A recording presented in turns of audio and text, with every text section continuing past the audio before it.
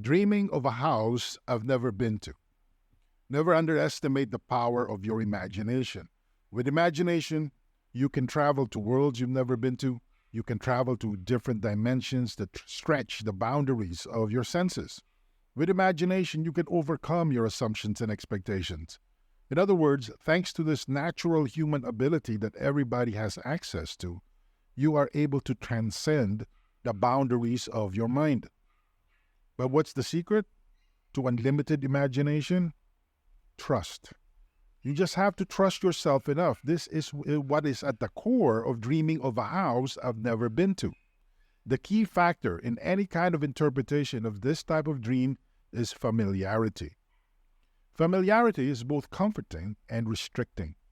Let's face it, human beings are creatures of habit. When you dream about places you've been to, or better yet, dream of an interior space that you've grown accustomed to, you just don't want to leave it. You feel that you've already known what there is to know about what else is out there, and you prefer the security and comfort of home.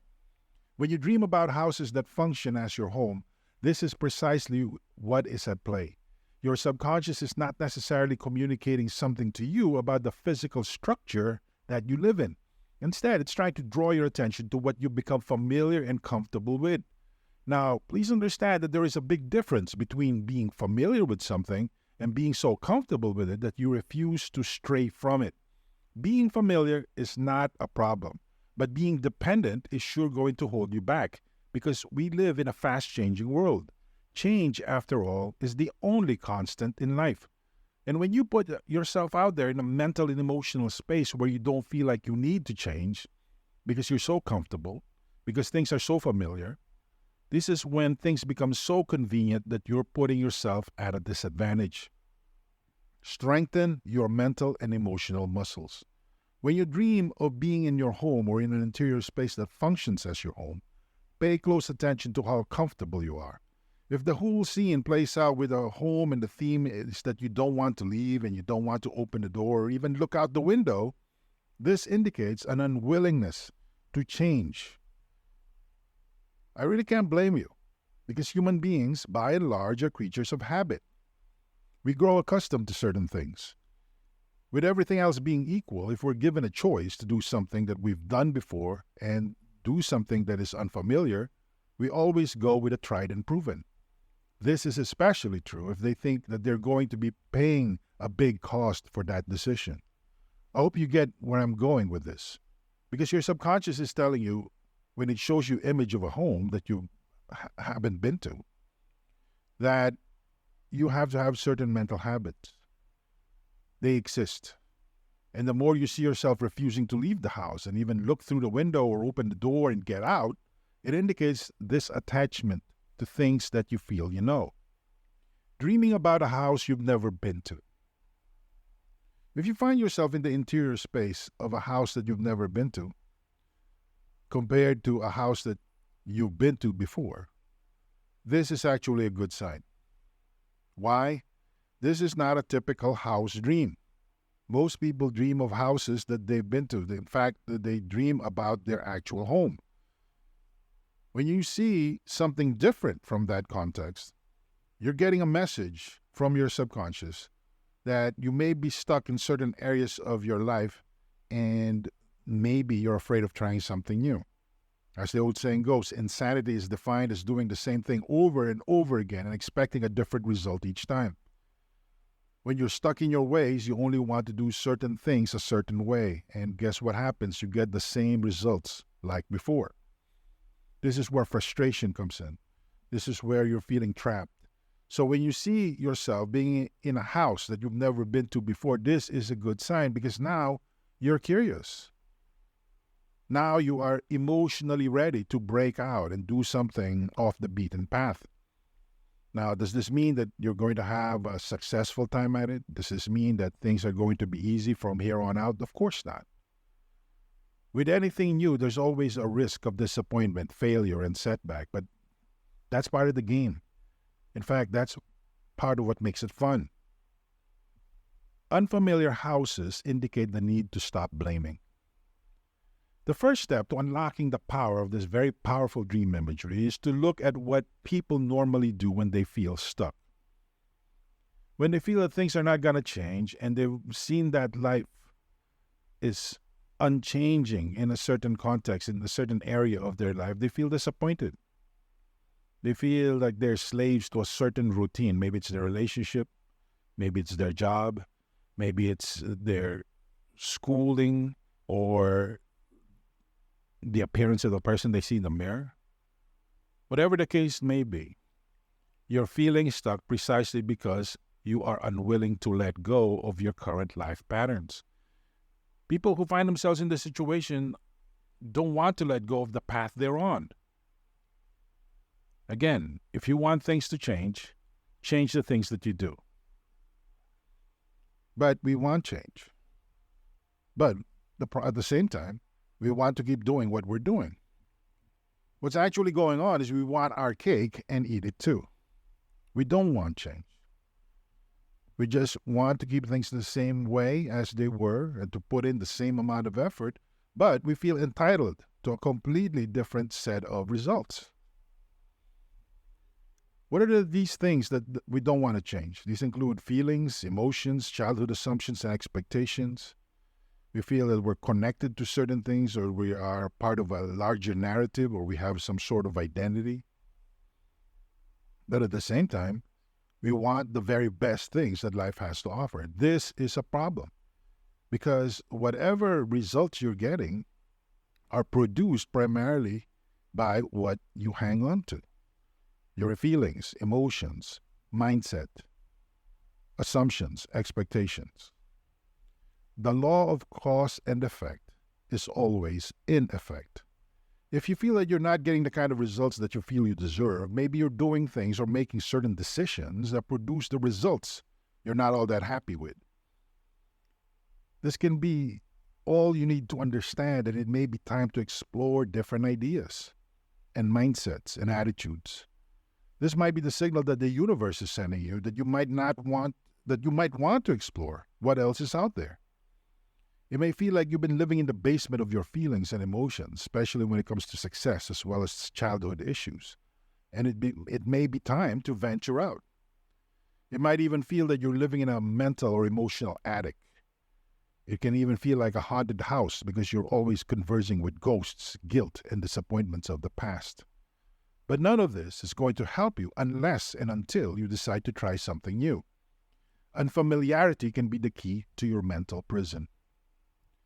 I don't want to come off like I'm being overly harsh, but a lot of the time, when people feel they're stuck, they're just engaged in self-pity. Emotionally intelligent people understand that they made the decisions or choices that led them to where they are now. Whatever emotions and feelings they're struggling with on a day-to-day basis came from those past decisions. The good news is, however negative or heavy those feelings and emotions may be, they are products of choices. And just like you can choose to leave the attic or escape the basement, you can make different decisions today. Is it easy to get on a more positive path? No, absolutely not. Because whatever negative emotions and feelings you may have, or whatever oppressive interpretation you may have of your childhood, they've formed a part of a comforting mental and emotional prison for you. It's some sort of personal narrative. As the old saying goes, better the devil that you know than the devil you don't know. So people remain stuck. They remain in place. You have to explore what's out there. People know that the ultimate answer to whatever emotional issues are holding them back, are preventing them from spiritually flourishing out there. They know what they have to explore. They know that what they have to find is the courage to make day-to-day changes as far as their choices go. Every day we make choices as to what to think about, what to dwell on, and what kind of meanings that we should focus on. We're always interpreting our world, and we have a choice as to what that interpretation is. We have that kind of power. These are the kinds of spiritual details that lead to true personal liberation, and it's all rooted in our ability to choose in the here and now. Not in the future, not in the past, but right here, right now. But most people don't even bother with this. They don't want to recognize that they have this kind of power because it's too scary. What if I fail? What if I land in an even worse situation? What if the feelings and emotions that confront me are simply too overwhelming? What if I can't handle it? Well, these are the types of questions that people face and end up scaring them into making a decision for change. I know you're scared. I know you are frustrated. Use those emotions to finally push forward. Pull that trigger. Make it happen. Make that choice to change. Living in an unknown house indicates your intuition. It's too easy to live your life chasing after ghosts. It's as if there are certain rooms in your intellectual, emotional, and psychological interior spaces that are flat out haunted. I'm not talking about haunted in terms of ghosts or phantasms and spirits. I'm talking about being haunted by the past. The past reminds us of pain, disappointment, and letdowns. But the past also brings pleasure. They remind us of the good times. They remind us of the things that have gone right. You may be thinking to yourself, what's so pleasurable about a bitter past where you can remember being abused, being abandoned, rejected, or taken for granted? What is so awesome about a childhood where one grew up with a distinct sense of lack, where you feel you simply didn't get enough? I did not get enough love, enough hugs, enough encouragement, or even enough support. How is that pleasurable? But the truth is, these haunted interior spaces provide you with a sense of comfort and relief. You know that they're far from perfect. But as I said earlier, better the devil you know than the devil you don't know. So even though you know that thinking about these things and living with their day-to-day consequences and legacies only lead to further misery and a sense of hopelessness, you end up confusing familiarity with comfort. You hug them tight and refuse to let them go. So part of you is frozen in place. It's paralyzed because it feels that what it stands to gain by looking at the sun of your soul directly, by getting out of that cave of your insecurities and getting past those decisions, is simply not enough compared to what you already have, as miserable as it may seem. And I may clue you in on a secret. People are creatures of rewards and punishments. Look past the current rewards you are getting. The reason why most people stay in place, whether emotionally, spiritually, mentally, is because they're getting some sort of reward. The reason why most people stay in place with negative self-conceptions or low self-esteem and very little self-respect is that whatever it is that they have now produces just enough rewards for them not to want to move on. That is the truth. At this point, you really have only two choices. You can look at whatever rewards you are getting, and normally this simply involves just a sense of relief from having to try, and compare that with what you stand to get. If this is too intellectual for you, or it's too theoretical or sterile or abstract, look at the lives of other people that made changes. You shouldn't have to look too far. In your own family, in your own circle of friends, there are sure to be people who were a certain way before. You know how messed up they were emotionally. You know their past. Maybe you've known them since childhood. Look at what happened to them over the years. They didn't stay in the past. They decided to take a gamble. In other words, they had such a profound sense of love for their conception of self that they found it worth fighting for and taking a chance on. It's going to be a long journey. There's a reason why your mind is showing you exploring a house you've never been to. On one level, it's an indication of an unknown world, a place that you can go to. This is a world that you can achieve on a personal day-to-day existence. But it only happens when you choose to make it real. You have to choose to take action to make it real. Your new surroundings point to the possibilities of the future. And just because it's unfamiliar doesn't mean it's not worth pursuing, because oftentimes something better is found in the unknown. It may seem scary, it may seem even troubling, but something better can be found in the unknown. If you think things are good enough now, it can be way better. If you think that you have it all figured out, wait until you see the future. But it takes courage to take that path. You have to take the chance of being hurt. You have to take the risk of being disappointed. Refusing to fail is failure in of itself. You may be thinking to yourself, well, I know what I'm capable of. I know I'm capable of so much more. I know that I can be in a better relationship. I know I could be making more money. I could be feeling better about myself. I can look better when I look in the mirror. You probably have a long list of things that could be better. All of us do. At the same time, part of you is saying, well, is it worth the effort?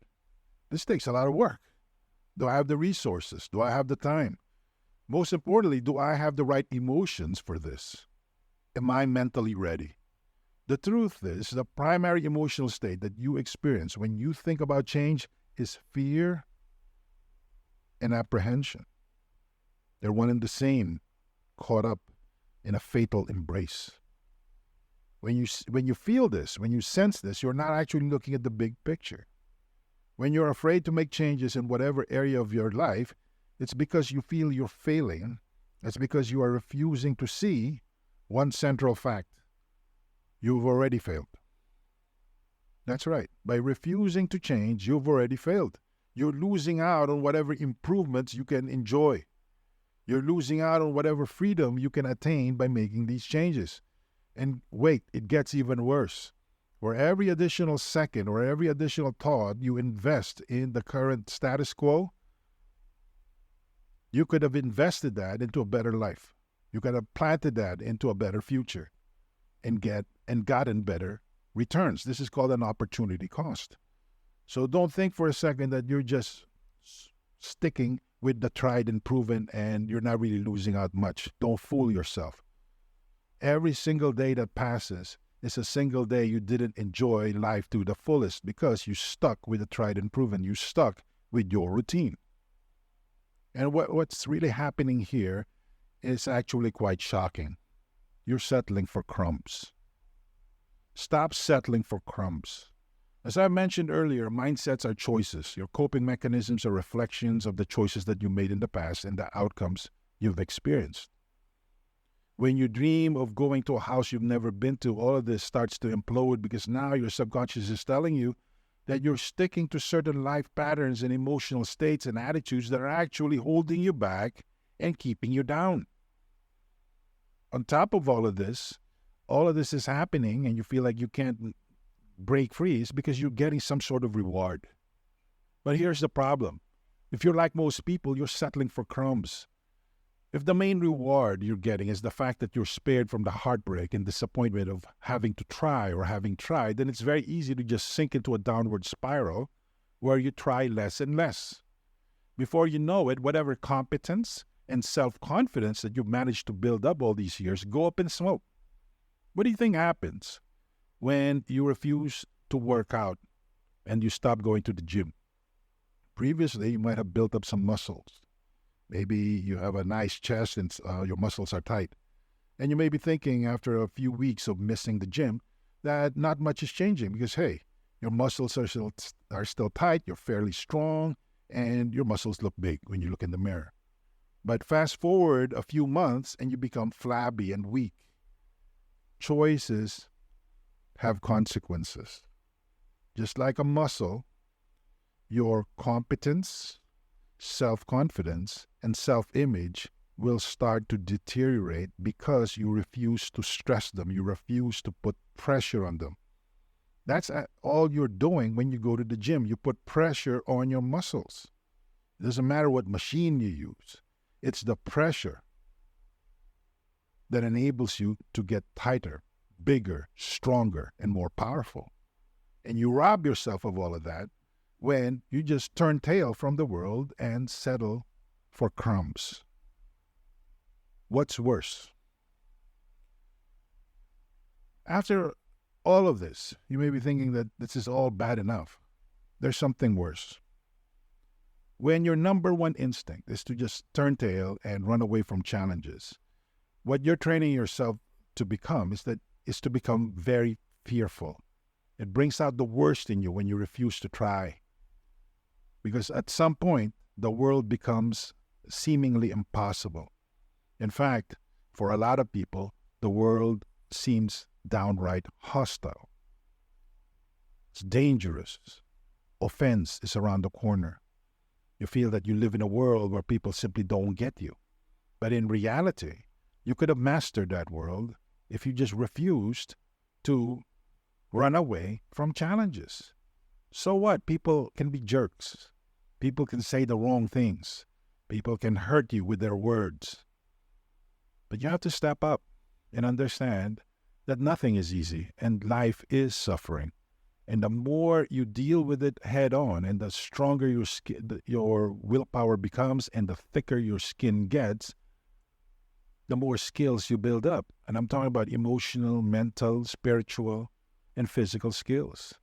This equips you to become the most effective version of yourself.